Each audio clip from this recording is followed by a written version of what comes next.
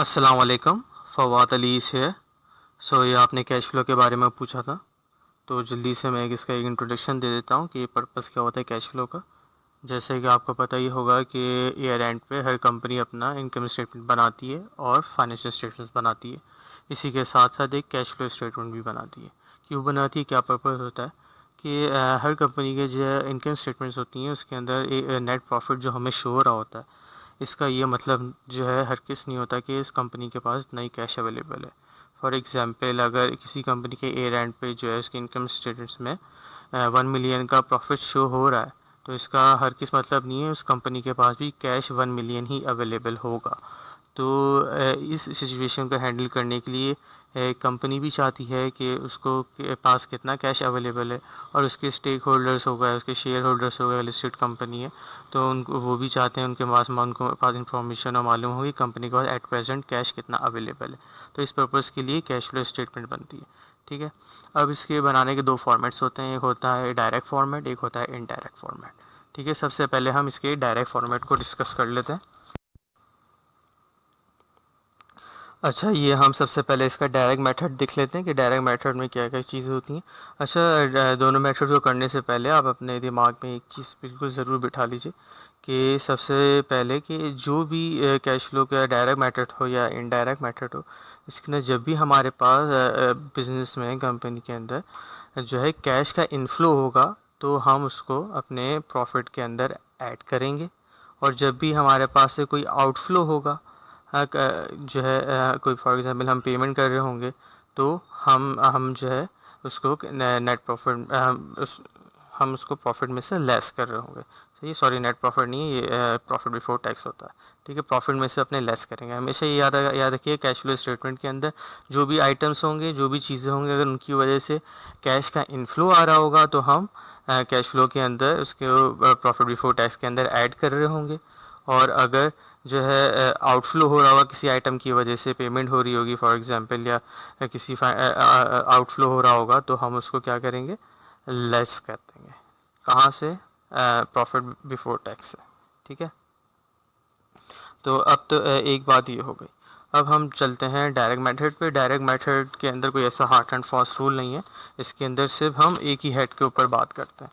वो कौन सा होता है? Cash flow from operating activities. Operating activities का मतलब ये होता है कि जितने भी बिज़नेस की डेली रूटीन का ऑपरेशन है, ऑपरेशन एक्टिविटीज़ से जिन जिन चीज़ों का ताल्लुक है, फॉर एग्जांपल सेल्स हो गई हमारी, परचेजेस हो गई, जैसे कोई पेमेंट करनी है हमने, तो जितनी भी ऑपरेशंस जो होते हैं, नॉर्मल ऑपरेशंस होते हैं, हमारे कंपनी की एक्टिविटीज़ होती हैं जिसका फाइनेंसिंग से कोई ताल्लुक नहीं है, इन्वेस्टमेंट से कोई ताल्लुक नहीं है, बस जो डेली रूटीन के ऑपरेशंस होते हैं, वो सारी चीज़ें ऑपरेटिंग एक्टिविटीज़ का पार्ट बनती हैं।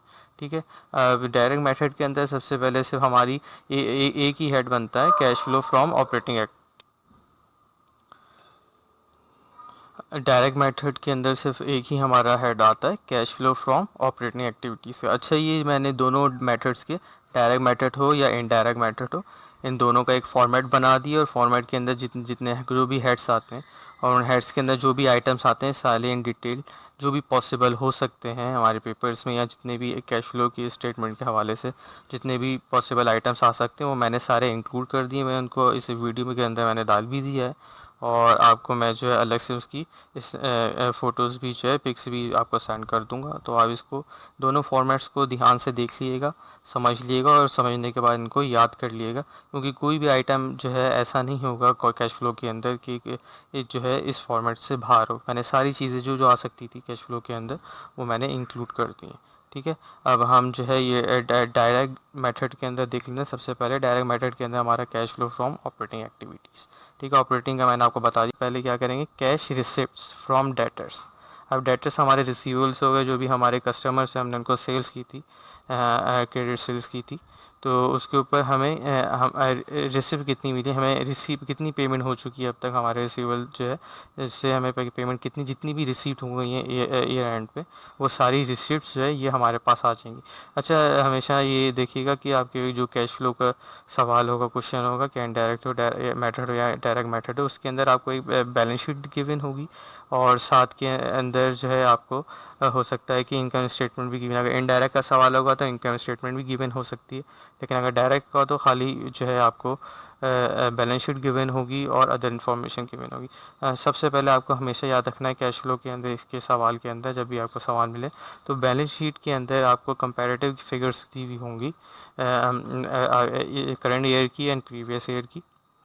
ठीक है, आपको दोनों ईयर के अंदर जितने भी आपके पास अकाउंट्स दिए हुए बैलेंस शीट के अंदर सब के आपने टी अकाउंट्स जो है ओपन कर लेना है। ठीक है, सबके टी अकाउंट्स ओपन कर लेना है।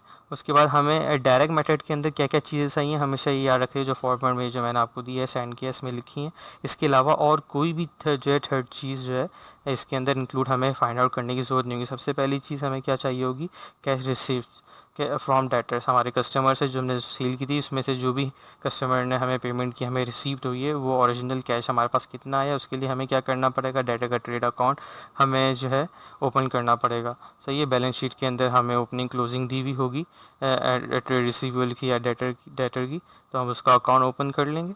ठीक है, उसके अकाउंट से हम बैलेंसिंग फिगर से कैश रिसिप्ट्स जो है फाइंड आउट कर लेंगे। ठीक है, उसमें से जब हमारे पास कैश रिसिप्ट्स आ जाएंगे तो हम यहाँ पे लाके लिख देंगे और ये पॉजिटिव रहेंगी। ठीक है, ये कैश रिसिप्ट्स होंगी, ये ऐड होंगी प्रॉफिट के अंदर। ठीक है, ऐसे ही हमारे पास हमने जो हमारे पास कैश पेमेंट फ्रॉम सप्लायर्स, ये हमने परचेजेस की होंगी। अब परचेजेस के जब भी हम करते हैं, ठीक है ना, तो हम अक्रूवल बेसिस ऑफ अकाउंटिंग करते हैं, तो इसके अंदर हम जो है फाइनल उसी वक्त उसी ईयर में पेमेंट नहीं कर रहे होते बल्कि नेक्स्ट ईयर पेमेंट्स हो रही होती हैं। तो जितनी हमने अभी तक पेमेंट की है वो हमें उसके लिए हमें परचेज़ का अकाउंट या अकाउंट ओपन करना पड़ेगा जो हमें अपनी क्लोजिंग बैलेंस शीट में दिया होगा। मैंने आपको पहले बताया सारे जितने भी बैलेंस कैश फ्लो का जो है बेसिक अप्रोच सबसे पहले यही होती है और बेस्ट अप्रोच भी यही होती है कि आप सबसे पहले जितने भी आपके पास अकाउंट्स गिवन हैं बैलेंस शीट के अंदर हेड्स गिवन है उन सब के टी अकाउंट्स खोल लें ओपनिंग क्लोजिंग बैलेंस जिनके गिवन है आपको। ठीक है, तो आपने हमें क्रेडिटर्स का भी हमें ओपनिंग क्लोजिंग दिया हुआ होगा ट्रेड पेबल्स का अकाउंट का, हमने उसका टी अकाउंट खोल लेंगे। उसके अंदर से हमें परचेजेस के अकाउंट के अंदर से हमें परचेजेस की पेमेंट्स मिल जाएंगी, वो पेमेंट्स उठा के हम यहाँ रख देंगे। ठीक है, और वहाँ से वो पेमेंट्स यहाँ पे लेस होंगे। मैंने आपको पहले ही बताया था कि ये जो अभी डेटर्स थे हमने ऐड किए, ऐड इसलिए किए क्योंकि डेटर से अमाउंट हमें रिसीव हुआ होगा, रिसीव होने का मतलब कि हमारे पास कैश आया होगा, तो हमने प्रॉफिट में ऐड कर दिया। अब जब हम पेमेंट्स करेंगे तो हमारे पास से कैश जाएगा तो हम उसको क्या करेंगे, लेस कर देंगे। तो हम ये पेमेंट फ्रॉम सप्लायर्स जो है इसमें से लेस कर देंगे। इसी तरीके से और हमने कोई भी एक्सपेंस पेड किया होगा, सही है। अब मैं यहाँ पर कौन सा एक्सपेंस बात कर रहा हूँ, पेड की बात कर रहा हूँ, एक्सपेंस की बात नहीं कर रहा। फॉर एग्जांपल सैलरीज हो गई हमारी, वेजेस हो गई। ठीक है, अब सैलरीज का अकाउंट हमें गिवन होगा, ओपनिंग क्लोजिंग गिवन होगी, उससे हम पेमेंट्स निकाल लेंगे इसकी। सही है, वो पेमेंट्स ला के यहाँ पे यस लेस कर देंगे। अदर एक्सपेंसेस हमें गिवन होंगे। अदर एक्सपेंसेस के अंदर क्या चीज़ें आ जाती हैं वो आपको पता है, जो आपके डिस्ट्रीब्यूशन और सेलिंग एक्सपेंसेस होते हैं मैं उनकी बात नहीं कर रहा, वो दोनों इंक्लूड एक साथ होते हैं। ठीक है, जब हमारे पास इनकम स्टेटमेंट होगी या अदर इन्फॉर्मेशन में हमें ये इन्फॉर्मेशन गिवन होगी अदर एक्सपेंसेस की या डिस्ट्रीब्यूशन एक्सपेंस या डिस्ट्रीब्यूशन एक्सपेंस, इसके अंदर हमें क्या करना है, टोटल अमाउंट जो होगा उसमें से हमें डेप्रिसिएशन की अमाउंट हमेशा लेस करनी है, इंक्लूड नहीं करनी है, एक्सक्लूड करनी है उस अदर एक्सपेंस के अमाउंट में से।